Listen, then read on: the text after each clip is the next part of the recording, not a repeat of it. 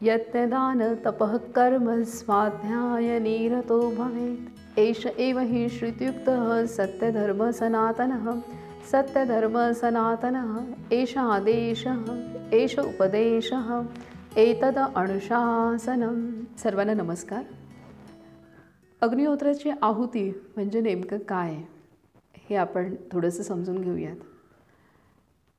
आपण दररोज प्रत्येक व्यक्ती दिवसातून 3 ते 4 वेळा जेवण घेते आणि मध्ये मध्ये काही पाणी पिते आणि प्रत्येक क्षणाला आपण श्वास घेत असतो. प्रत्येक मिनिटाला आपण श्वास घेतल्या वाचून राहू शकत नाही. तर अशा रीतीने आपण जो श्वास घेतो, जे पाणी पितो, जे दिवसातून 3 ते 4 वेळा जेवण जेवतो आणि त्या व्यतिरिक्त मध्ये मध्ये पण काहीतरी तोंडात टाकत असतो, तर हे सर्व आपलं अन्न, पाणी आणि श्वास हे कशावर आधारित आहे बरं? अर्थात ह्या सृष्टीवर आधारित आहे. आणि ही सृष्टी कशाने तयार झालेली आहे? तर ही सृष्टी 5 तत्वांपासून तयार झालेली आहे. तर ती 5 तत्व म्हणजे पृथ्वी, आप, तेज, वायू आणि आकाश. जमिनीमध्ये पाण्याच्या आधाराने आणि सूर्याचा प्रकाश आणि वातावरणातील ऑक्सिजन, कार्बन डायऑक्साईड ह्या सर्वांचा उपयोग करून वनस्पती आपलं अन्न तयार करत असतात आणि ते अन्न ह्या आकाशाच्या पोकळीत तयार होत असतं. आणि ह्या आकाशाच्या पोकळीमध्ये सर्वत्र ऊर्जा पसरलेली आहे, जिला प्राणशक्ती, बायो एनर्जी, लाईफ फोर्स, जीवनशक्ती असं म्हटलं जातं. आणि ती प्राणशक्ती आपण आपल्या श्वासामधून प्रत्येक श्वासाबरोबर आतमध्ये घेत असतो. आणि ह्या प्राणशक्तीवरतीच 5ही तत्वांचं पोषण आणि पुष्टी आधारलेली आहे, शुद्धता आधारलेली आहे.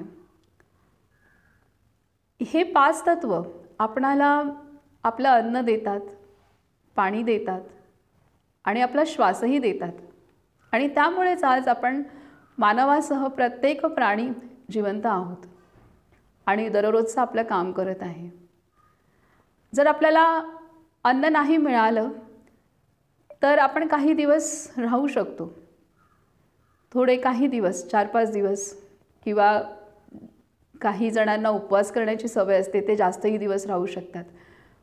पाणी नाही मिळालं तर मात्र आपण 1 ते 2 दिवसापेक्षा जास्त नाही राहू शकत.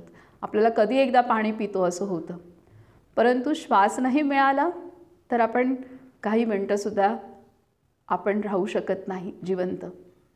असं आपलं जीवन प्रत्येक क्षणाला हे 5 तत्वांवरती आधारित आहे. आणि ते 5 तत्व आपल्याला जेवू घालतात, आपली तहान भागवतात, आपली भूक भागवतात, आपल्याला प्राणशक्ती देतात, आपल्याला प्राण देतात श्वासाच्या माध्यमातून.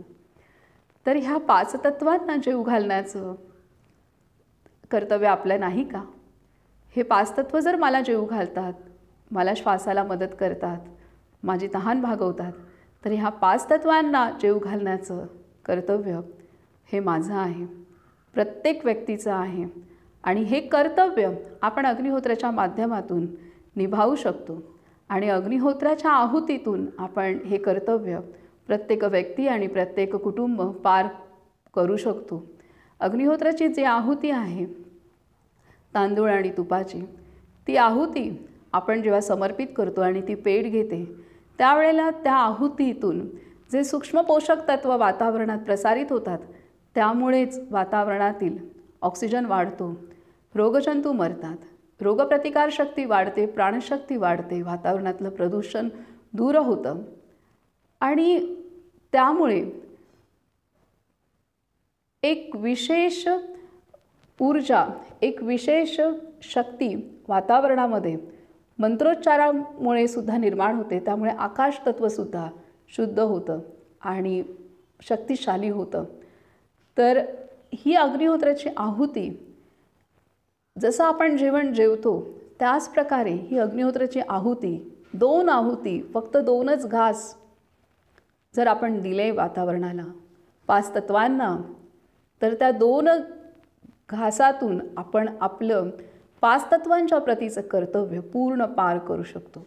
आपण आयुष्यभर किती अन्न जेवतो, किती घास खातो ह्याचा हिशोब करता सकाळ संध्याकाळचे 2-2 घास आपण सहज देऊन आपलं पारमार्थिक आणि ऐहिक कर्तव्य आपण पार पाडू शकतो. धन्यवाद.